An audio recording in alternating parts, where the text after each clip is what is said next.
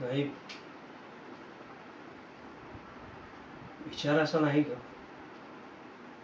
पण नारायणाची ही अवस्था बघून काही सुचत नाही. दिवसेंदिवस त्याचा आजार वाढतच चाललाय. एकुलता एक जीव आहे ग, त्याला त्रास झाला की मला त्रास होतोय असं वाटतं. काय करावं काही सुचत नाही. उपाय देखील सापडत.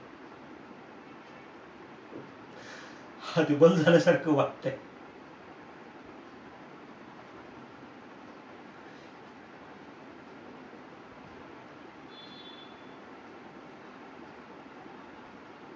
अक्कलकोट,